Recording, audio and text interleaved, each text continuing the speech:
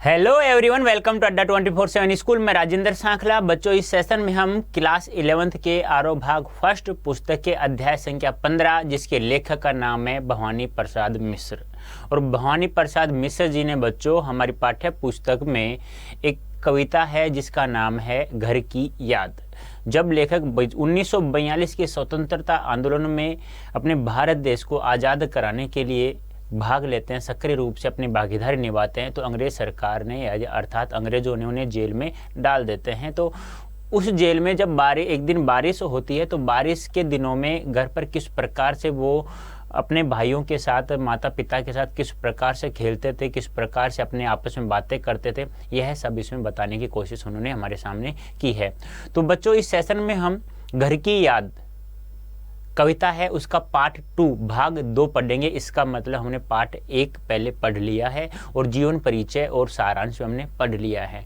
तो बच्चों ध्यान से समझना, ऐसा नहीं कि आप लोग पढ़ लो और आपको समझ में ना आए, ऐसा आप लोग बिल्कुल भी समझना है भी नहीं है, बिल्कुल भी, क्योंकि वो मेरे ऊपर छोड़ दो कि मैं तुम्हें किस प्रकार समझा दूँ। बस आप लोग तो ईमानदारी से मेरे साथ जुड़े रहिए और जिन शब्दों को मैं बता रहा हूँ वो ध्यान से समझें बस, ठीक है। तो बच्चों, इस सेशन में हम क्या देखेंगे? इस सेशन में हम घर की याद जो कविता है उसका भाग 2 देखेंगे, पार्ट 2, ठीक है। इसका मतलब पार्ट 1 आपको समझ में आ गया। अब ये जो घर की याद कविता बच्चों, मैंने अभी बताया लेखक जेल में कारावास में है, तो उस समय जब एक दिन बारिश होती है तो उसमें उसके घर की याद उसे आ जाती है। इसके बाद हम घर की याद से संबंधित बच्चों अभ्यास प्रश्नों की चर्चा करेंगे।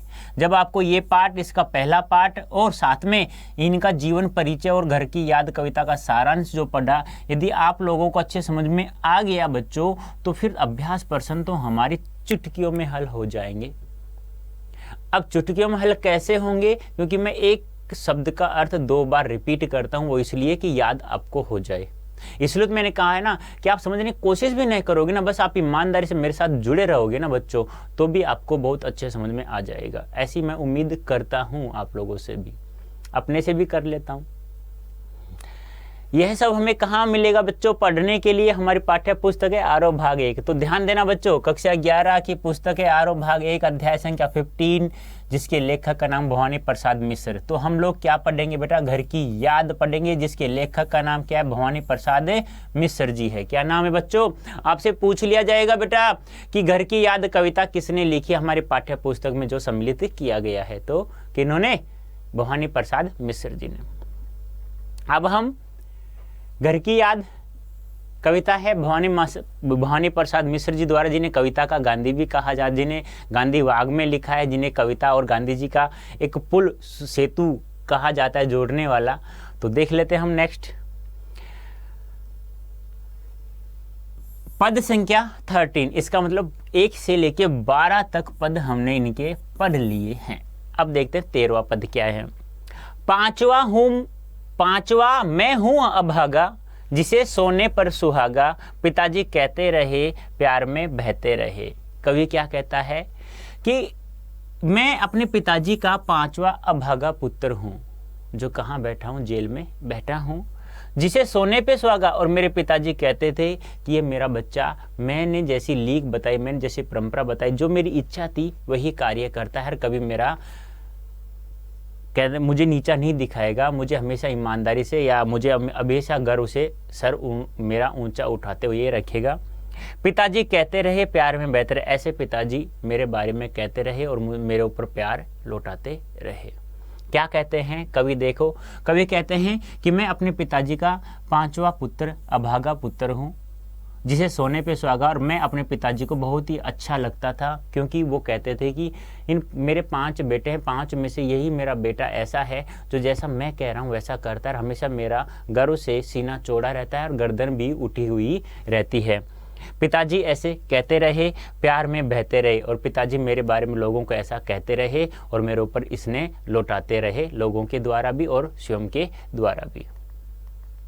कवि कहता है कि वह अपने पिताजी का पांचवा भाग्यहीन पुत्र है, वह उनके साथ नहीं है लेकिन पिताजी को सबसे प्यारा है। जब भी घर में कभी कवि के बारे में चर्चा चलती होगी तो वे भाव विभोर हो जाते हैं। कहने का तात्पर्य क्या है कि मेरे बारे में जब वो ऐसे कहते थे कि मेरा बेटा वही अच्छा है, मतलब अच्छे तो सभी हैं लेकिन जैसा मैंने सिखाया वैसा ही वह मेरे पद चिन्हों पर चल रहा है। जब वो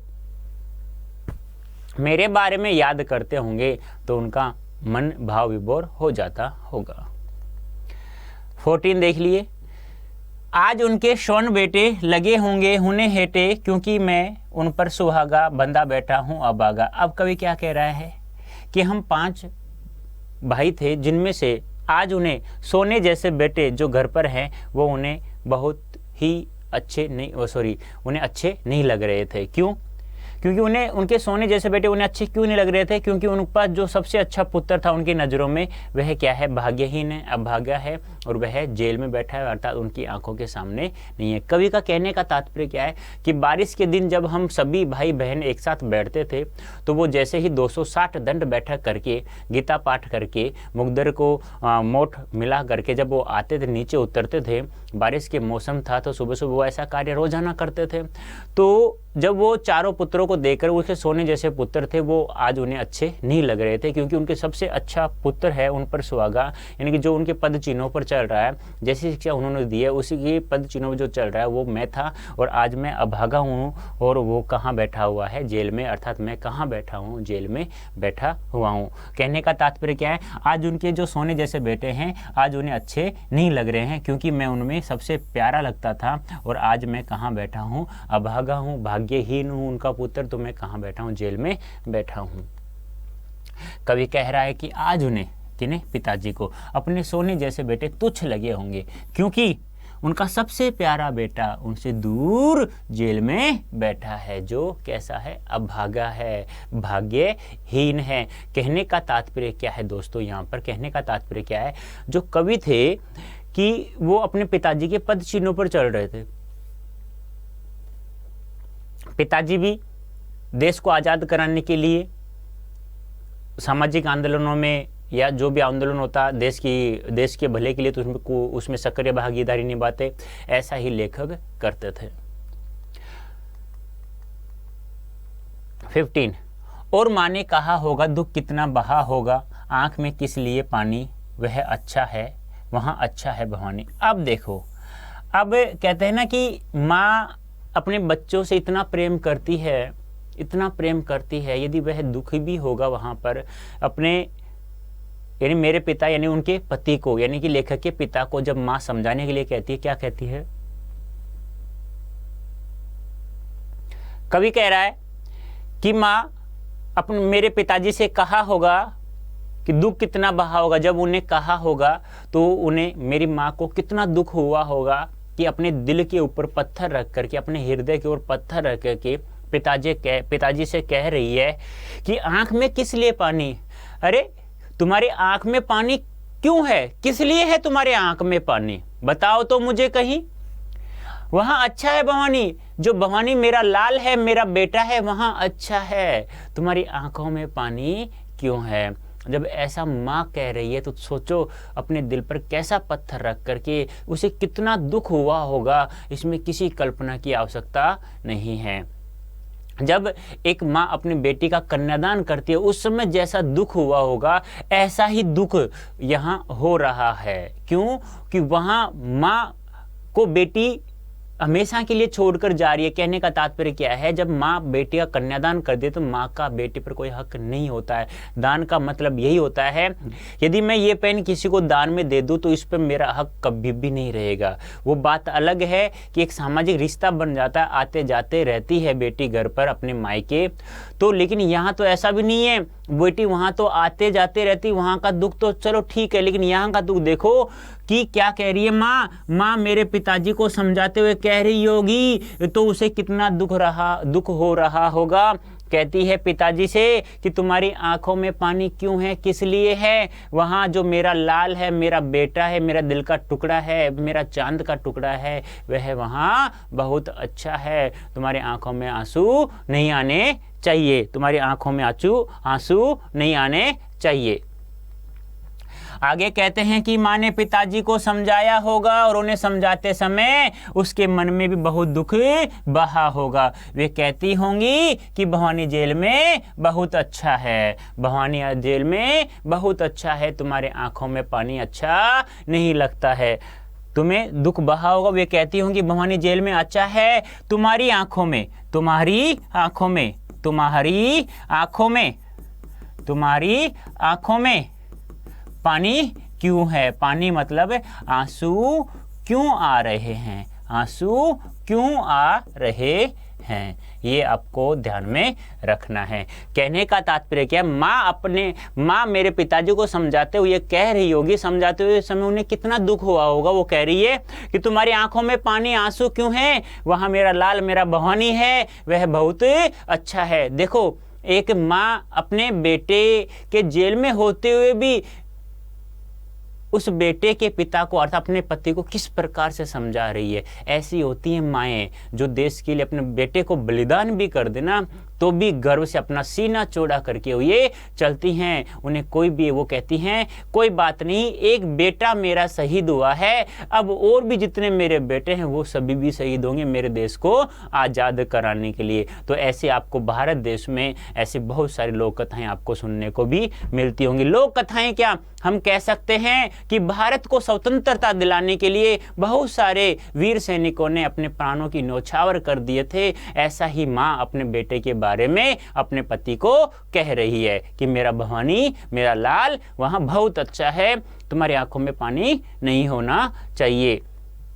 16 वह तुम्हारा मन समझकर और अपनापन समझकर गया है सो ठीक ही है, यह तुम्हारी लीकी है। वो कह रहा है, वो कह रही है माँ अपने पति को या उन भवानी के बेटे को अर्थात भवानी प्रसाद मिश्र जी के पिता को कह रही है वह तुम्हारा मन समझकर, वह तुम्हारा मन समझकर ही उसे अपनाकर ही वहां गया है। यही तो तुम चाहते थे, यही तो तुम्हारी परंपरा थी, फिर तुम्हारी आंखों में आंसू क्यों है। तुम ही तो चाहते थे कि मैं, मेरा बेटा इसमें मेरे देश के लिए शहीद हो अर्थात मेरे देश को स्वतंत्र कराए, तो तुम्हारा मन समझकर ही उसे अपना कर ही तो समझकर गया है, वह वहां गया सो ठीक ही तो है। आपकी नजरों में, आपकी परंपरा के अनुसार तो ठीक ही तो है, गया तो कोई बात नहीं, तुम्हारी आंखों में आंसू नहीं आने चाहिए। तो माँ क्या कहती है, मेरा भवानी है वह तुम्हारे मन की इच्छा को समझकर ही उसे अपनी तुम्हारी इच्छा को अपना मानकर ही उसे समझकर ही वह वहां गया है सो ठीक है। तो गया है तो ठीक ही है, यह तुम्हारी लीक है। तुम्हारी परंपरा भी तो यही थी, तुम्हारी संस्कृति भी यही थी कि मेरा बेटा देश को आजाद कराए, स्वतंत्र कराए। यह तुम्हारी तो परंपरा थी, तुम्हारे अनुसार ही तो समझकर, तुम्हारे मन को समझकर ही तो वह वहां गया है। तुम्हें आंसू बहाने की जरूरत नहीं है, वह आपके दिखाए मार्ग पर चला है और यही उसके जीवन का उद्देश्य है और यही तुम्हारी परंपरा है और ठीक भी है। अरे उसका उद्देश्य भी है, ये तुम्हारे उद्देश्य को अपना उद्देश्य समझ करके वह वहां गया है। फिर तुम्हारी आंखों में आंसू क्यों दिखाई दे रहे हैं, मुझे आंखों में पानी क्यों दिखाई दे रहे हैं। गया है सो ठीक ही तो गया है, तुम्हारी परंपरा के अनुसार ही और उसके उद्देश्य को पूरा करने के लिए अर्थात तुम्हारे उद्देश्य को पूरा करने के लिए ही तो गया है। अब देखो 4 हो गए ना। अब शब्दार्थ देख लो। अभागा क्या होता है, भाग्यहीन होता है, सोने पे सुहागा बहुत प्यारा होता है, हेटे गौण या हीन यानी अच्छा न लगना, ये भी कह सकते हो अच्छा न लगना, क्योंकि बेटे उसे अच्छे नहीं लग रहे थे, न लगना, अच्छा न लगना। लीक परंपरा होती है, ठीक है। तो ये ऐसे शब्दार्थ तो नहीं थे, लेकिन कुछ बच्चों ऐसे होते हैं जिन्हें एक एक छोटे छोटे शब्द भी बता दे तो अच्छे से अपने अनुसार समझ सकते हैं, क्योंकि बच्चे सभी को समान लेकर चलता है अध्यापक। तो वही मेरा उद्देश्य है बेटा यहाँ पर। जिनको आता है तो कोई बात नहीं, और जिनको नहीं आता वो बच्चा सीख सकता है। अब देखिए प्रसंग, अब 4 जो पद्यांश हैं यहाँ दिए गए हैं, चारों का मैंने एक साथ प्रसंग लिख दिया है। कोई सा पद्यांश आपके पाठ्य पुस्तक में आ जाए तो आप लिख देना बेझिझक होके। प्रस्तुत पद्यांश हमारी पाठ्य पुस्तक आरोह भाग 1 के अंतर्गत प्रयोगवादी कवि भवानी प्रसाद मिश्र द्वारा रचित घर की याद नामक शीर्षक से अवतरित है। इसमें कवि ने घर की याद का बहुत ही मार्मिक वर्णन किया है, जिसमें कवि के मन की पीड़ा को प्रकट किया है। कहने का तात्पर्य क्या है?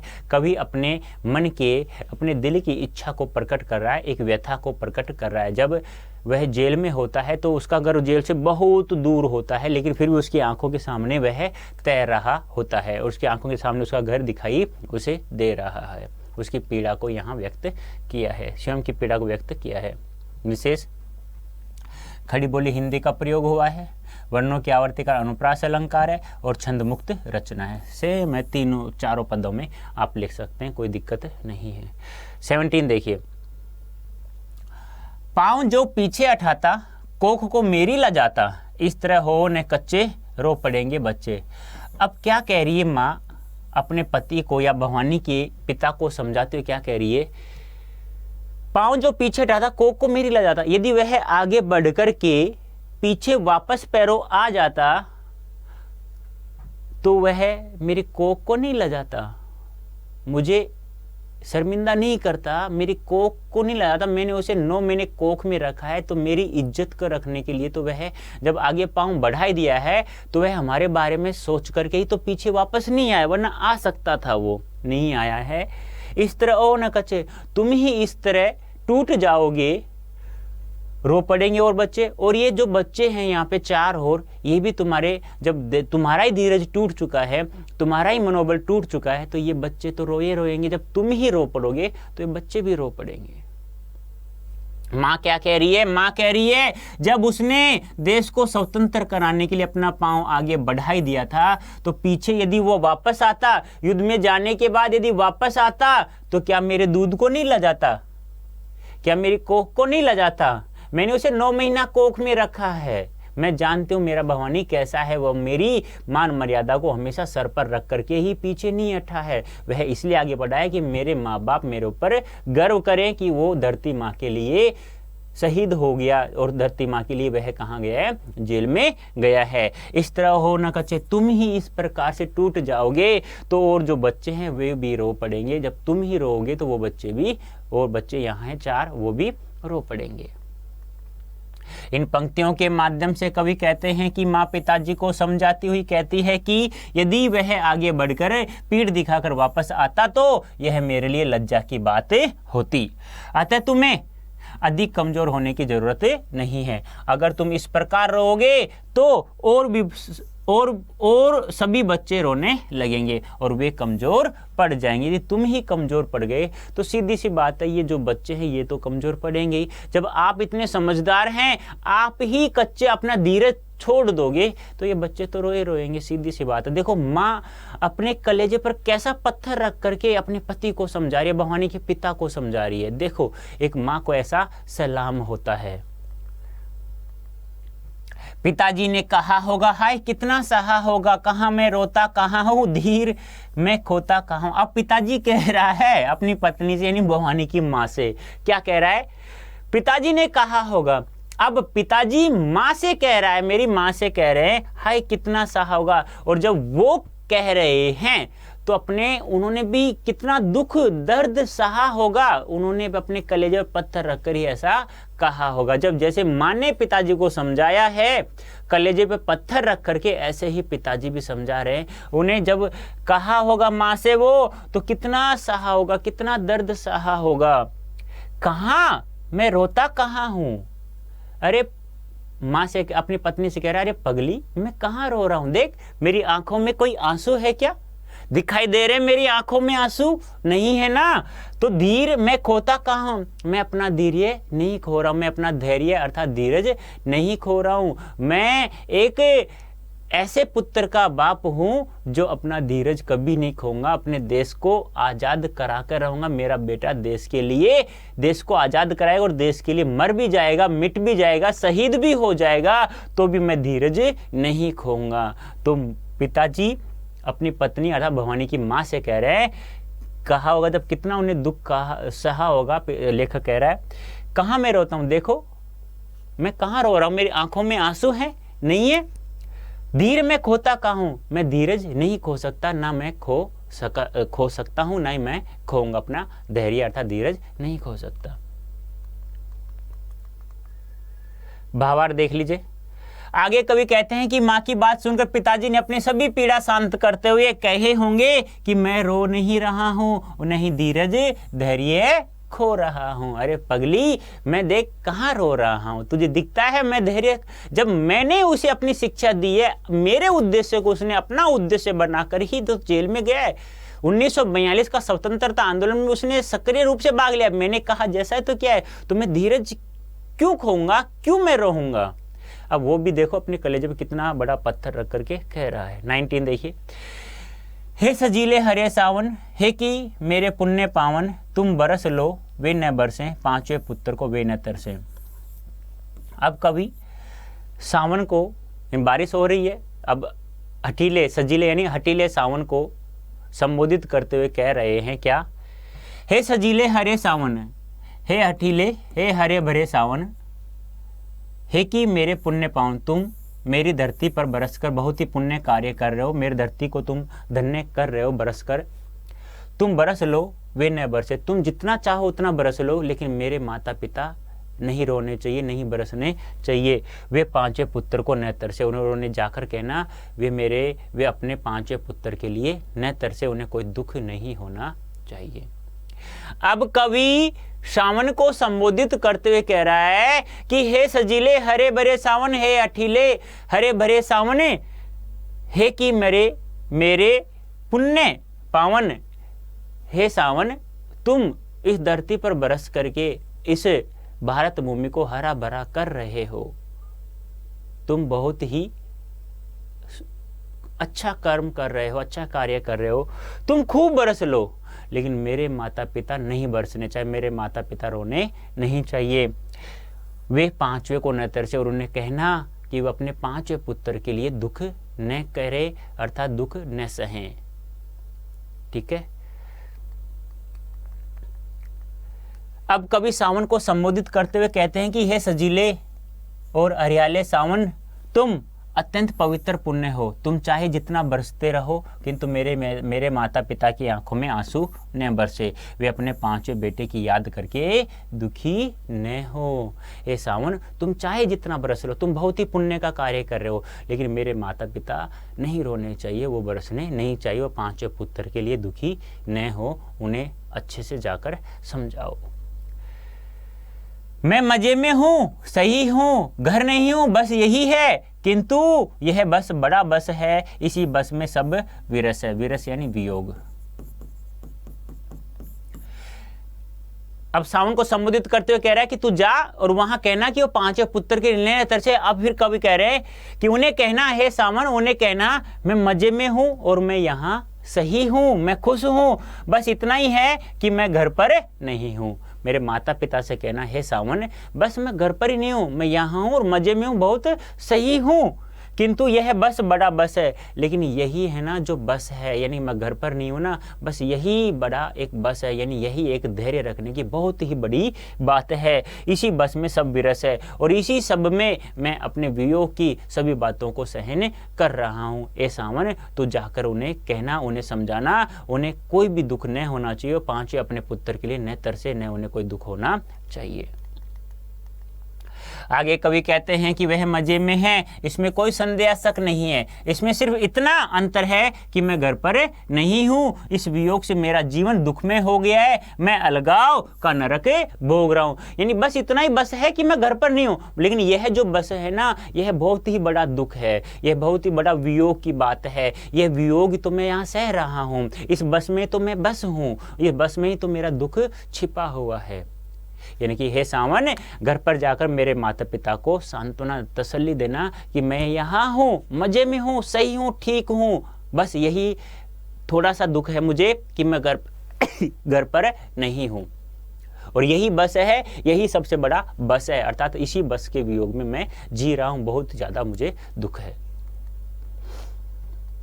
शब्दार्थ सजीले, हठीले, धीर, धैर्य या धीरज, विरस, वियोग। ठीक है, ये ध्यान रखना। सजीले यानी अठीले, धीर यानी धैर्य या धीरज, विरस यानी वियोग। प्रसंग देख लीजिए, 4 पूरे समाप्त हो चुके हैं, प्रसंग देख लीजिए।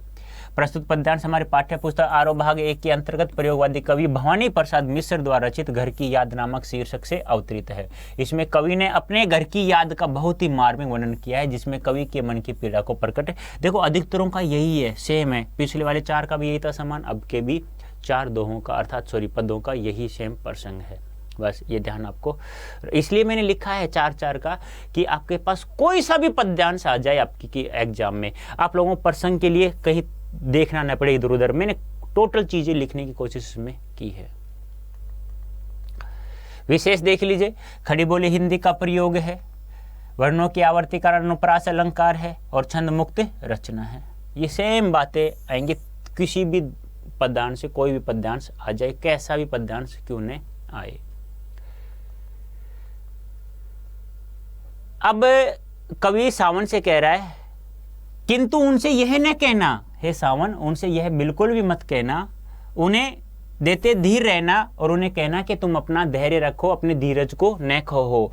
उन्हें कहना लिख रहा हूं, उन्हें कहना पढ़ रहा हूं। हे सावन उन्हें जाकर, मेरे माता पिता से जाकर कहना, उनसे यह न कहना, उनसे ऐसा मत कहना कि मैं यहाँ दुखी हूँ, मैं यहाँ बहुत ज़्यादा दुखी हूँ, मैं अपना मनोबल टूट चुका है मेरा, मैं लोगों के पीछे से ही छिपता रहता हूँ, मुझे लोग पीटने को भागते हैं तो मैं छुपता रहता हूँ, ऐसा कुछ भी मत कहना। उनसे यह न कहना, वो कह रहा है कि उनसे इस प्रकार से मत कह देना। उन्हें देते धीर रहना और उन्हें धैर्य देना, उन्हें सांत्वना देना, उन्हें शांत करना, उन्हें अच्छे हंसते हुए कहना। उन्हें कहना लिख रहा हूं, उन्हें कहना पढ़ रहा हूं, उन्हें कहना कि मैं यहाँ बहुत ही ठीक हूं, मैं लिख और पढ़ दोनों रहा हूं, लिख भी रहा हूं और पढ़ भी रहा हूं। सावन कहता है, हे सावन उन्हें जाकर धैर्य देना, धीरज रखना, उनका धैर्य रखाना, उनका उन्हें सांत्वना देना है। कैसे? उन्हें ऐसा मत कह देना जैसा मेरी स्थिति है यहाँ पर, उन्हें ऐसा कहना कि मैं यहाँ ठीक हूँ, मैं लिख रहा हूँ और पढ़ भी रहा हूँ। प्रस्तुत पंक्तियों के माध्यम से कवि सावन को संबोधित करते हुए कह रहे हैं कि तुम मेरे माता पिता से मेरे कष्टों के बारे में मत बताना, तुम उन्हें धैर्य धीरे देते हुए यह कहना कि वह तुम्हारा पुत्र, अर्थात वह तुम्हारा यानी तुम्हारा पुत्र जेल में भी पढ़ रहा है और लिख भी रहा है, लेकिन उन्हें वास्तविक स्थिति से अवगत मत करा देना, उन्हें यह मत कह देना वह बहुत ज़्यादा दुखी। अब आगे आएगा,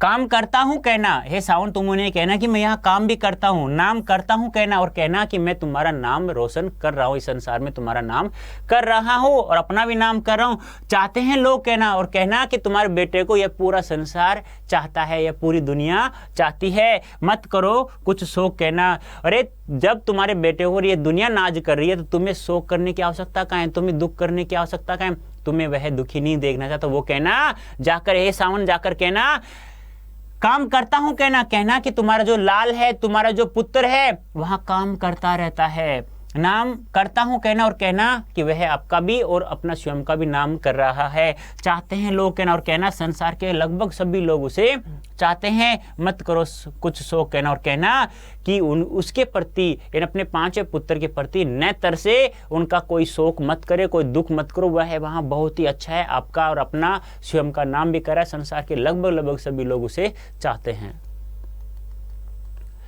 फिर कवि सावन से कहता है कि उन्हें यह भी कहना कि वह वहां काम भी करता है तथा परिवार देश का नाम रोशन भी कर रहा है और कहना कि उसे बहुत लोग चाहते हैं, तुम उसका दुख मत करो, वह वहां सही है, उसे कोई कष्ट नहीं है। देखो कवि ने एक राष्ट्रीय भावना से प्रेरित ऐसी कविता लिखी है हमारे सामने कि खुद तो दुख सहन कर ही रहा है, साथ में अपने माता पिता को, सावन को संबोधित करते हुए कह रहा है कि मेरे माता पिता से कहना कि उसके सोने पे सुहागे जैसे पुत्र पर गर्व करना, उन्हें नाज है, कोई दुख मत करना, वह जैसा है वहाँ बहुत ही अच्छा है, लेकिन मेरी वास्तविक स्थिति के बारे में हे सावन तू मत बताना उन्हें। और कहना मस्त हूं मैं, यानी सावन से कहते हैं कि हे सावन मेरे माता पिता से कहना कि मैं मस्त हूं, काटने में व्यस्त हूं, कार्य करने में व्यस्त हूं, वजन 70 शेर है मेरा और भोजन ढेर है मेरा। कहना हे सावन उन्हें कहना कि मैं यहाँ ठीक हूं, मजे में हूं, मस्त हूं, काटने में व्यस्त हूं मैं, अर्थात कार्य करने में व्यस्त हूं मैं। वजन 70 शेर है मेरा, और कहना उसका वजन 70 किलो हो गया है। और भोजन ढेर है मेरा, और कहना बहुत ज्यादा भोजन करता है आपका लाल, आपका बेटा, आपका पुत्र। आई बात समझ में? यानी कवि सावन को संबोधित करते हुए कह रहा है, हे सावन, जाकर मेरे माता पिता से कहना कि मैं बहुत सारा भोजन करता हूँ, मेरा वजन 70 किलो हो चुका है, मैं यहाँ बहुत ही मस्त रहता हूँ और कार्य करने में व्यस्त रहता हूँ। कैसे भी ले लो आप, सुलटा कैसे भी, सीधा सीधा सहज सरल का नाम ही तो क्या है। अरे इनका व्यक्तित्व भी सरल था, सहज था, और उनके कविता भी सरल और सहज। कोई ऐसी कोई पंक्ति, ऐसा कोई अर्थ शब्द है जिसका तुम्हें अर्थ नहीं आता हो? फिर कवि कहते हैं कि और उन्हें यह भी कहना कि वह वहां सुखी है, मस्त है, वह सूत काटने में व्यस्त रहता है। और यह भी कहना कि उसका वजन 70 किलो हो गया है और ढेर सारा भोजन भी खाता है, ढेर सारा भोजन भी खाता है। काटना, काटने का सूत का अर्थ यहाँ क्यों लिया गया है? क्योंकि गांधी जी, याद है क्या, कविता का गांधी कहा जाता है, और इन कविता का गांधी भी कहा जाता है। और साथ में इन्होंने गांधी वांग में याद है क्या आप लोगों को? मैंने बताया था जीवन परिचय में कि इन्होंने गांधी वांग में एक ऐसा पुल का निर्माण करता है जो गांधी और कविता को जोड़ता है, गांधी और कविता को जोड़ता है। और इनके विचारों पर किनका प्रभाव पड़ता है? महात्मा गांधी का प्रभाव पड़ता है। कूदता हूं, खेलता हूं, दुख डटकर ठेलता हूं, और कहना मस्त हूं मैं, यूं न कहना अस्त हूं मैं। अब कवि सावन को संबोधित करते हुए कहता है कि हे सावन, जाकर मेरे माता पिता से कहना कि आपका बेटा है, कूदता रहता है और हमेशा खेलता रहता है, दुख डटकर झेलता है, और जितने भी दुख आते हैं उनको डट करके झेलता है, जितनी भी समस्याएं आती हैं उनको डटकर मुकाबला करता है। और कहना मस्त हूं मैं, और कहना कि वह बहुत ही अच्छे से रह रहा है, मस्त है, मजे से रह रहा है। और यूं न कहना अस्त हूं मैं, ऐसा मत कह देना कि सूर्य की तरह मैं अस्त हो गया हूं। कहना कि मैं डटकर सभी समस्याओं का मुकाबला कर रहा हूं। कवि कहता है सावन को संबोधित करते हुए, सावन जाकर कहना मेरे माता पिता से कि आपका जो 5वां पुत्र है वह कूदता है और खेलता भी, वह कार्य भी करता रहता है और खेलता भी रहता है, कूदता भी रहता है, और जितनी भी समस्याएं उसके सामने आते हैं उसका डटकर मुकाबला करता है। और कहना मस्त हूँ, और कहना कि मैं मजे में हूँ, मजे में रह रहा हूँ, बहुत सारा भोजन भी कर रहा हूँ, मस्त हूँ मैं, लेकिन मैं सूर्य की तरह अस्त नहीं हुआ हूँ। ऐसा मत कह देना कि मैं बहुत ज्यादा यहाँ दुखी हूँ, सूर्य की तरह अस्त हो चुका हूँ, ऐसा मत कह देना। आगे कवि कहते हैं कि यह भी कहना कि वह खेलता है, कूदता है और दुख को अपने नजदीक आने नहीं देता है, वह वहां मस्त है, खुश है, परंतु उन्हें यह न कहना कि मैं डूबते हुए सूर्य की तरह अस्त हो गया हूं या अस्त होता जा रहा हूं। यह मत कहना कि मैं सूर्य की तरह अस्त होता जा रहा हूं या अस्त हो गया हूं। कहने का तात्पर्य क्या है दोस्तों? यहाँ सावन को संबोधित करते हुए अपने माता पिता के प्रति बहुत ही एक ऐसी भावना के अनुसार, ऐसी कल्पना से लिखा है हमारे इन्होंने अपनी कविता कि हमें भी ऐसा ही यदि मौका मिले तो हमें भी ऐसा ही करना चाहिए।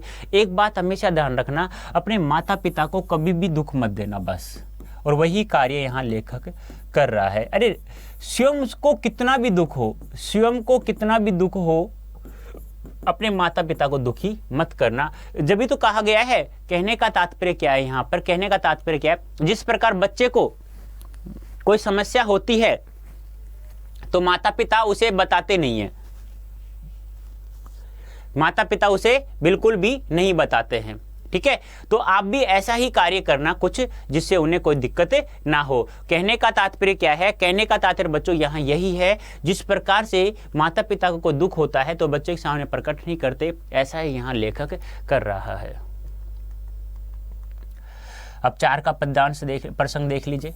प्रस्तुत पद्यांश हमारे पाठ्य पुस्तक आरोह भाग 1 के अंतर्गत प्रयोगवादी कवि भवानी प्रसाद मिश्र द्वारा रचित घर की याद नामक शीर्षक से होती है। यहाँ तक तो सभी में समान लिखना है, सेम है सभी में। इसमें कवि ने सावन के माध्यम से अपने पिता को दिए गए संदेश का वर्णन किया गया, यानी अपने पिता को दिए गए संदेश का वर्णन किया गया है। भाषा सरल एवं सुबोध एवं प्रभाव में है, या कह सकते हो आप कि खड़ी बोली हिंदी का प्रयोग हुआ है। खड़ी बोली हिंदी का देखो आ गया सेम, कोई सा भी लिख देना इसमें से एक या दोनों लिख देना, कोई दिक्कत नहीं है। वर्णों की आवर्ती कारण बच्चों अनुप्रास अलंकार का प्रयोग और छंद मुक्त रचना है, सेम है। ये सभी बातें किसी भी पद्यांश में लिख देना, यहाँ इस कविता में, घर की याद कविता में कोई सा पद्यांश आ जाए आपकी एग्जाम में। कवि द्वारा सामने को दिए गए संदेश का बहुत ही मार्मिक चित्रण किया गया है, बहुत ही अच्छा चित्रण किया है। 25वां देखिए,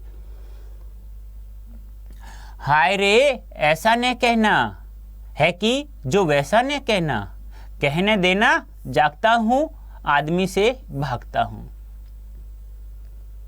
कवि क्या कह रहा है, हाय रे ऐसा न कहना, हे सावन तुम ऐसा बिल्कुल भी मत कह देना मेरे माता पिता को, है कि जो वैसा न कहना, कि जैसी मेरी यहाँ स्थिति है, परिस्थिति है, जैसा मैं दुख झेल रहा हूँ, ऐसा बिल्कुल भी मत कह देना मेरे सावन, मेरे हठीले मेरे सजीले सावन, ऐसा मत कह देना, जैसी मेरी स्थिति है वैसा मत कहना।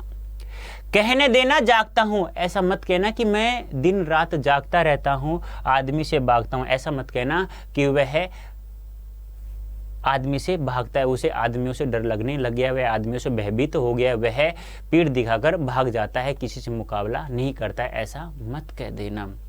तो सावन से कहता है, हे सावन ऐसा मत कहना, मेरी जैसी स्थिति है वहाँ वैसा मत कह देना, तुम्हें ऐसा कहना, ऐसा कहना है कि वह अष्ट है पुष्ट है, वहाँ खेलता है कूदता है मजे से रहता है, ऐसा मत कहना कि वह दिन रात जागता रहता है और आदमी से वह भागता है, डरते हुए भाग रहा है, ऐसा मत कह देना। सावन को कह रहा है।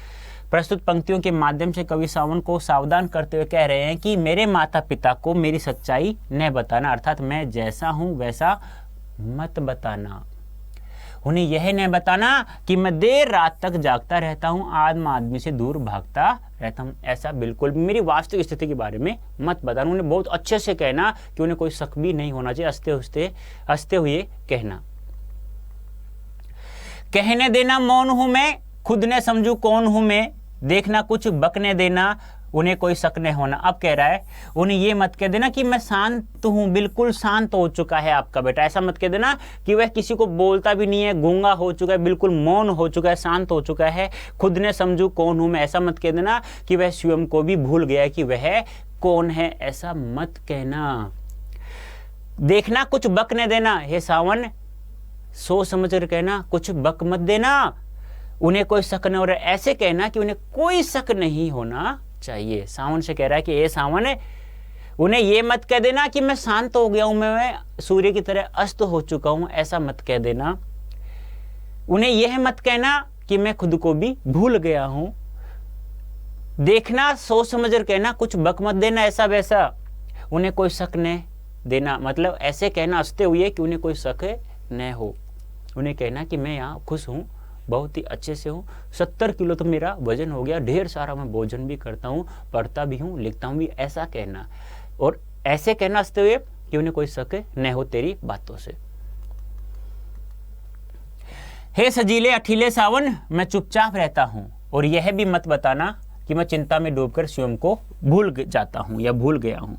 तुम सावधानी से बातें कहना, ऐसा कहना कि उन्हें कोई शक न हो कि मैं यहाँ दुखी हूँ। यानी कि ऐसे कहना, इस प्रकार से कहते हैं ना, झूठ बोल करके, ऐसे कोई भी झूठ बोलता है इस प्रकार चौड़ा सीना करके फिर बोला करो कि हाँ मैंने ये कार्य गलत नहीं किया है, मैं सही किया है, मैंने ये कार्य नहीं किया है, तो आंखों में आंखें डाल के ना कि उनको कहेगा हाँ बच्चा सच बोल रहा है।